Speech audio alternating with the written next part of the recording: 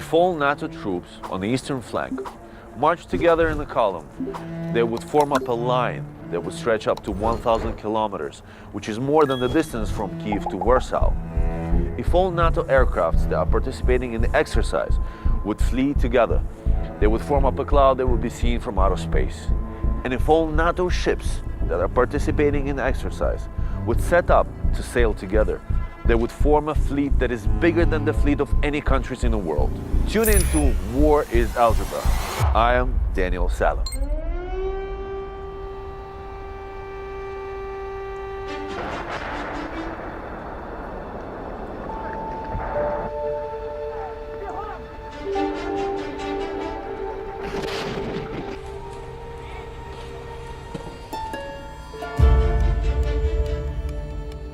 In a world where the fate of an entire continent teeters on the brink of uncertainty, Ukraine emerges as the unassuming guardian of Europe's destiny.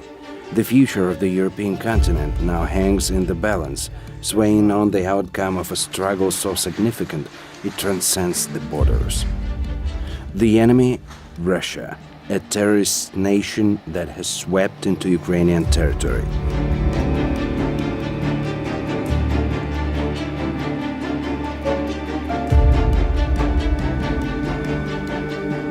Leaving destruction and despair in its wake. But these soldiers are the beacon of hope, the warriors that refuse to bow to the darkness.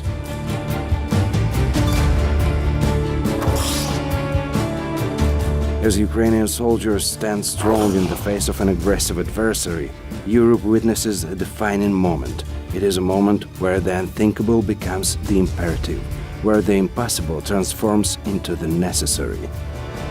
I think Ukrainian military is doing a great job. They really fighting hard. We admire their heroism and what they do. This situation, it is very hard. It's not like action movie. It takes months, it takes time, and it is really tough. And also, I believe that it's not only about how much ground you liberate.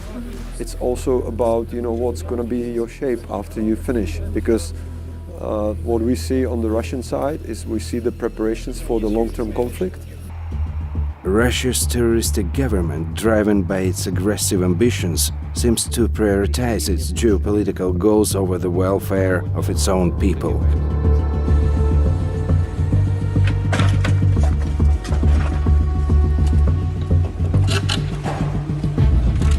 Ukraine serves as a vital shield against Russia's aggressive ambitions, and countries like Czech Republic understand it well. It wasn't so clearly articulated before. Now it's recognized widely, it's politically accepted, and we understand and we say it aloud and write it in our strategy that Russia is a direct threat to us, and we need to prepare for that threat. So that's also one of the lessons. In the hallowed halls of memory, the Czech Republic stands as a witness to history's harsh lessons. A nation that knows the face of an aggressor all too well, for they remember who the Russians are. I am a person who lived more than 16 years under totalitarian conditions and knows what it means. Ukraine, undoubtedly, has the right to freely decide where it wants to belong, and if it wants to be on the side of the West, then everyone should do everything to ensure that no one interferes with this. So, personally for me, it means that the Czech Republic belongs to those civilized countries, and due to our historical experience, we have a moral duty to help Ukraine.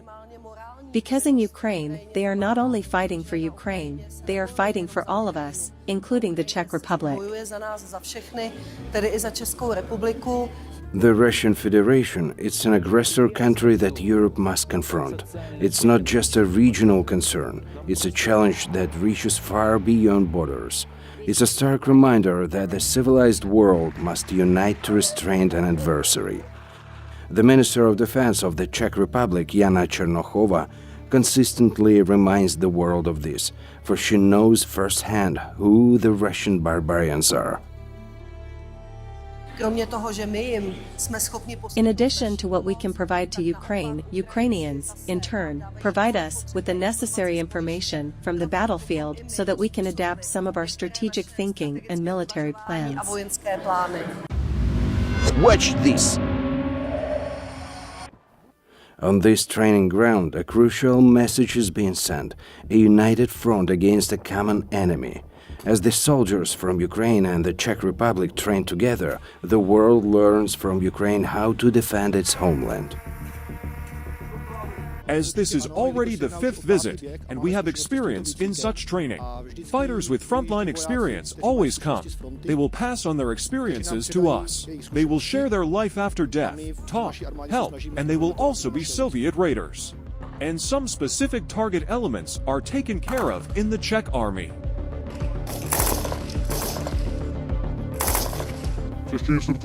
Czech instructors are professional military personnel from mechanized battalions. They are trained by clan leaders and commanders of the Czech Defense Forces. In a mutually beneficial arrangement, clan leaders instruct soldiers during their service. Officers with about 10 years of service, these are clan commanders, captains, commander. Therefore, the training of the Ukrainian military takes place here, which in turn brings their experience of real war to the NATO fighters. Precision is their creed, and they are the shadows that strike fear into the hearts of their enemies. Sniper training, where patience is a weapon and precision is a creed. The art of precision unfolds on the sniper range. Ukrainian snipers, guided by their NATO comrades, sharpen their marksmanship. Every breath, every heartbeat is a part of the symphony of that one perfect shot. The enemy won't see us coming, but they will feel our presence.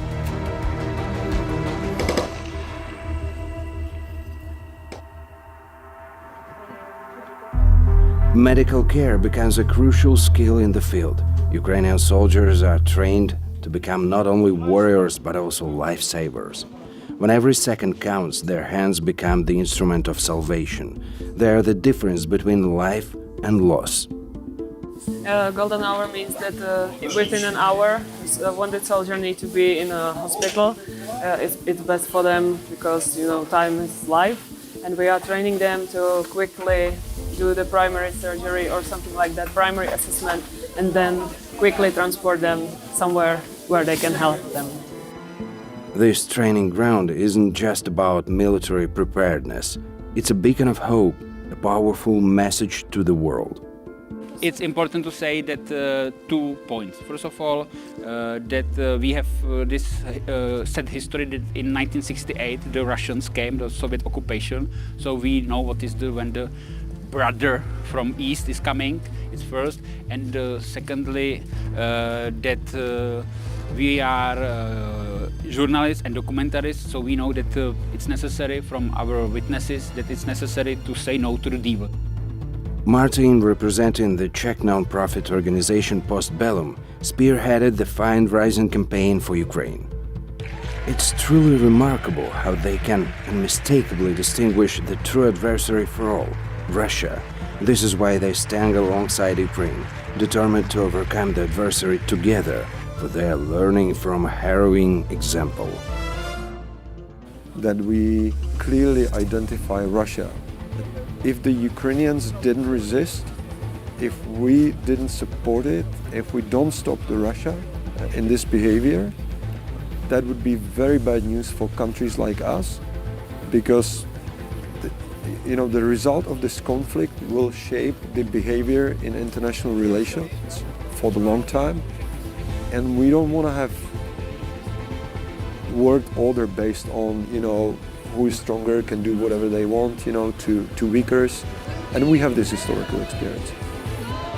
Ukraine, the shield of Europe, stands resolute in the face of adversity, with the world at her side. This is a message to the world. We stand united against the common enemy, and we'll fight to preserve our shared values of freedom. These drills are not just about tactics. They signify the unbreakable bond between nations that stand against aggression and tyranny. nations that refuse to let their values be trampled upon.